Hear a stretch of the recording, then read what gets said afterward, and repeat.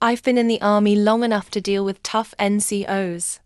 But Sergeant First Class Thompson, he was something else. The man worshipped time like it was a god. Being 1 minute late to formation meant you'd pay with push-ups until your arms felt like jelly. Coming back from chow a hair past the hour. He'd dress you down in front of everyone like you'd just committed treason. And the worst part, he loved it. He got this smug little grin. Like catching us slipping was the highlight of his day. Thompson didn't just enforce the standard. He weaponized it. I'll admit, I wasn't always the sharpest soldier. I was still figuring things out. Still learning how to keep pace with army life. And that made me the perfect target. Thompson seemed to have a radar that beeped whenever I was a second behind. One morning, after pulling fireguard all night, I showed up to formation 3 minutes late. 3 lousy minutes. My eyes were red, my body heavy. But none of that mattered to him. He zeroed in on me like a shark smelling blood. "Carter, drop," he barked.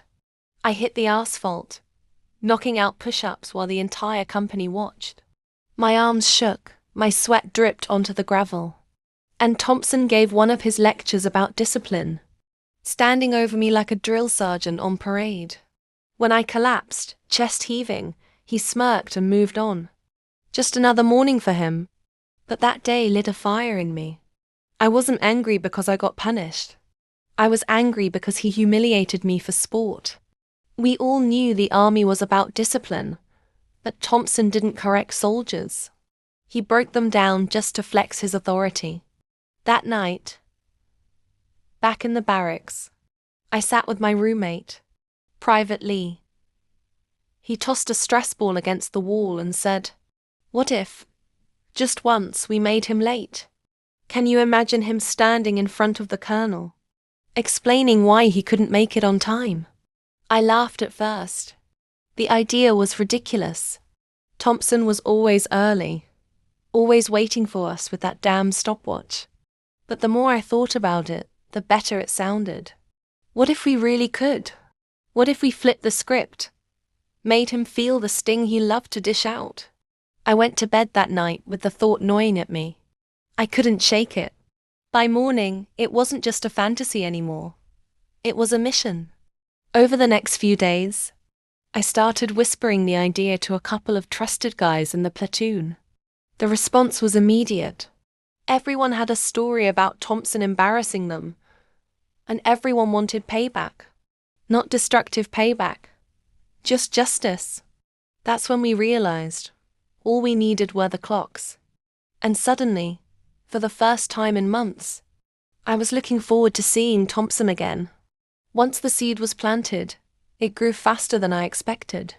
Everywhere I went, someone would bring up the idea of getting Thompson.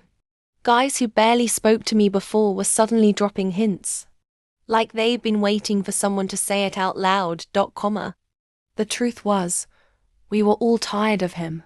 Thompson didn't build soldiers. He collected trophies. Every time one of us slipped, it was another notch on his belt. Another story he could tell about how sharp he was compared to the rest of us. But if there was one thing he couldn't tolerate, it was being embarrassed in front of the higher-ups. That was his weak spot, and we all knew it. The plan itself was simple, which made it beautiful. Thompson's whole world revolved around the clock, so we'd use that against him. If every clock in the company area, the barracks common room, and even the office was moved forward 1 hour, he'd have no way of knowing he was the one behind. By the time he realized it, it would be too late. We just had to pick the right moment. It was Private Lee who suggested the perfect day. The morning of the quarterly briefing with the battalion commander. Thompson never missed a chance to shine during those, standing stiff as a board while the colonel praised Charlie Company for its discipline. The irony was too perfect to pass up. The execution would depend on soldiers pulling CQ duty the night before. Luckily, one of the guys on board with us was scheduled for that shift. All he had to do was make a few innocent adjustments to the clocks after midnight. The rest of us would play along in the morning. acting like nothing was out of the ordinary. Still, I felt a nervous knot in my stomach. In the army, even harmless pranks could go sideways. If the wrong person caught on, I'd be the one doing push-ups until my arms fell off. Or worse, standing tall in front of the commander for real punishment. But every time I thought about backing out, I remembered Thompson's grin as I struggled in the dirt, exhausted and humiliated. That memory hardened my resolve. We spent the next week preparing in whispers and nods. No paper trails. No obvious meetings. Just quiet agreements, exchanged in the chow line or during smoke breaks. The plan became our little secret rebellion. And for the first time, I felt like the platoon had a spark of unity that Thompson could never create. The night finally came. Our guy on CQ sent word that the clocks were set. 1 hour forward, perfectly synchronized. I barely slept that night, lying in my bunk with my heart hammering in my chest. Tomorrow, the man who lived by the clock would finally be betrayed by it. As I closed my eyes, I couldn't help but smile. For once, it wasn't fear or anger fueling me. It was anticipation. Tomorrow wasn't just another morning in Charlie company. Tomorrow was payback. The first thing I noticed when I woke up was silence. No one was rushing. No one was panicking about being late. The entire bay had this strange calm, like we were all part of some unspoken pact. I glanced at the clock on the wall. 4:30. Plenty of time before first formation. Except I knew the truth. It was really 0330. I went through my morning routine slower than usual, almost savoring it. Shined my boots, adjusted my uniform, even double-checked my gear. Around me, the guys moved with that same deliberate rhythm. We weren't soldiers, scrambling to beat the clock. We were conspirators waiting for the curtain to rise. By 0500, really 0400, the company area was alive with movement. Soldiers stood in neat lines, chatting quietly, watching the office door where Thompson would normally appear 10 minutes early to scan us like a hawk. My stomach buzzed with nerves. What if he caught on? What if his watch was set correctly? But then I remembered something. Thompson didn't trust watches. He said they were too easy to fudge. He only trusted the clocks in the company. And the barracks clocks that we controlled now. Minutes dragged by. 510 came. Then 0515. The chatter grew louder, and I caught glimpses of smirks on faces that were usually stone serious. The tension was electric. At exactly 0530, really 0430, the battalion commander's sedan pulled up in front of the building. That was the moment my heart started pounding. The colonel didn't tolerate tardiness, not from anyone, and he expected the company to be assembled, ready, with Thompson front and center. But Thompson wasn't there. I saw the colonel step out, his cover squared, eyes scanning the formation. His frown deepened as the seconds ticked by. Our company commander looked nervous, glancing toward the office door like he could will Thompson into existence. Finally, the door burst open. Out stormed Thompson, face red, jaw tight, moving with a speed I'd never seen before. His uniform was squared away, but his stride was stiff, like a man already bracing for impact. "Morning, sir," he barked, snapping a salute as he rushed past the ranks to the colonel. The colonel didn't return it. "Sergeant First Class Thompson," he said coolly. "You care to explain why you are late to my formation?" I'll never forget the silence that followed. You could have dropped a pin on the asphalt and heard it echo. Every soldier in that formation, myself included, held our breath. This was the moment we'd all been waiting for. Thompson, the man who destroyed us over minutes, standing there with no excuse. I bit the inside of my cheek to keep from smiling. For the first time since I joined Charlie Company, the stopwatch was turned on him. And oh, it was beautiful. I swear I could feel the entire formation trembling with suppressed laughter. But none of us dared let it out. We stood at parade rest, faces stone serious, eyes locked forward, though every one of us wanted to see the look on Thompson's face. The colonel let the silence stretch. He had that gift, the kind of pause that cut deeper than yelling ever could. Finally, he spoke. 18 years in the army, sergeant first class. And you show up late to my briefing. Thompson stiffened. His voice, usually loud and cutting, came out hesitant. Sir, I had the clocks, sir. They must have been wrong.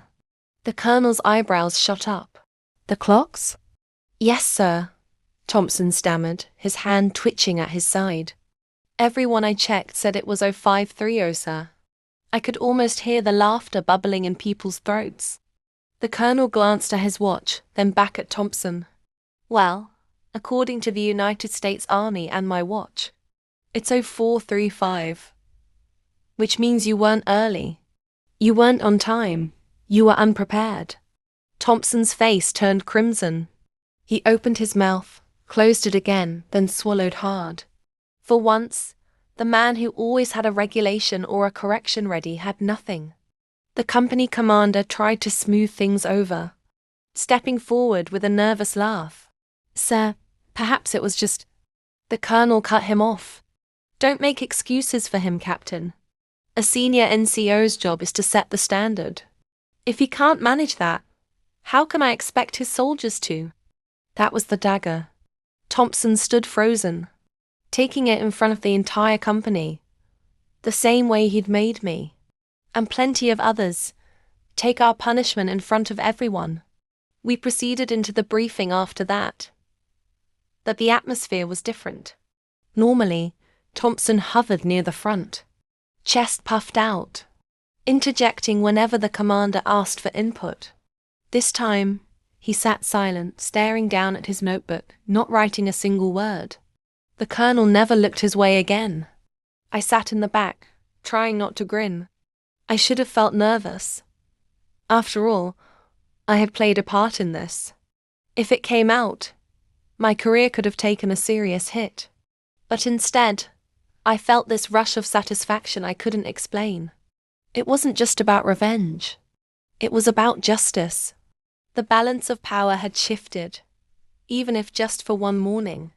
When the briefing ended, we filed out in silence. The colonel left without another word. Thompson, though, didn't dismiss us right away. He stood there, fists clenched, scanning the formation with narrowed eyes. He knew something was off. He knew he'd been played. But the beauty of it, he couldn't prove a thing. And as I stood at attention with everyone else, fighting to keep a straight face, I realized, for once, Sergeant First Class Thompson wasn't the one laughing. Back in the barracks, the atmosphere was electric. Soldiers who normally went about their routines in silence were buzzing like we'd just won some kind of championship. No one dared speak openly about what had happened. But you could feel it. The stolen glances, the half-suppressed grins, the way conversations started with, "Man, did you see his face?" Before cutting off with laughter. I'd never seen the platoon so united. For once, it wasn't the misery that bonded us. It was the secret. We had pulled off the impossible, turned the master of punctuality into the fool, right in front of the colonel. But beneath the thrill, I felt something else creeping in. Nerves. Thompson wasn't stupid. Humiliation like that doesn't just roll off a man like him. He was going to look for someone to blame. And if he sniffed out even a whiff of the truth, it would be open season on me and anyone else involved. Sure enough, that afternoon, Thompson prowled the company area like a wolf on the hunt. He stopped soldiers at random, asking pointed questions. "You notice anything strange about the clocks this morning, Private? You checked the time before formation, Specialist?" His voice was calm, but his eyes told the story. He was furious. When he cornered me, my pulse spiked. "Carter," he said flatly, folding his arms. "You didn't seem surprised when I walked in late today. Why is that?" I forced a shrug. "Guess I was too focused on the Colonel chewing you out, Sergeant." His jaw tightened, and for a second, I thought I'd pushed too far. But then he just grunted and moved on.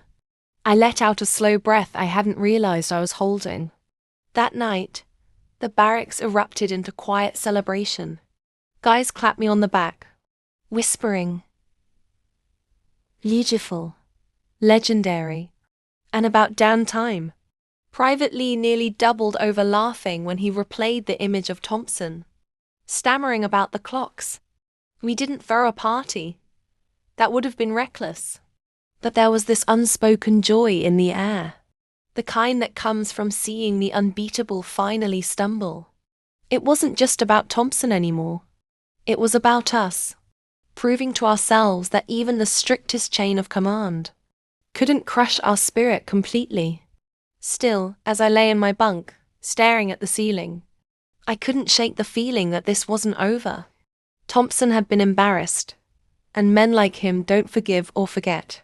They bide their time, waiting for an opening to strike back.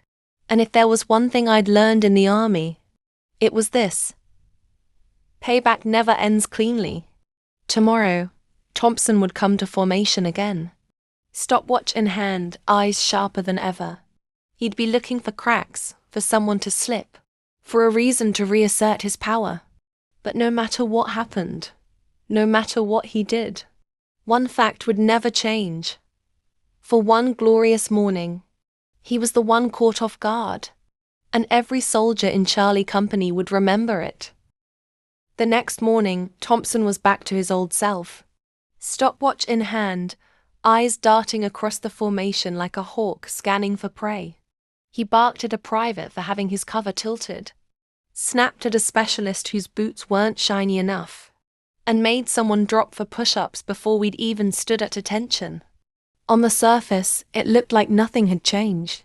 But I could see it, the twitch in his jaw, the way he checked his watch twice instead of once, how he glanced at the wall clock with suspicion before every order. He didn't trust time anymore. He didn't trust us either. And that was the victory. We didn't need him to break down and admit he'd been fooled. We didn't need him to apologize or change. All we needed was that one crack in his armor. The knowledge that Sergeant First Class Thompson, the man who made us suffer for being late by seconds, had been made late himself. And worse, he had been made late in front of the one person whose opinion mattered most. The Colonel. He never spoke about it again, not once. But the memory lingered in the air like smoke.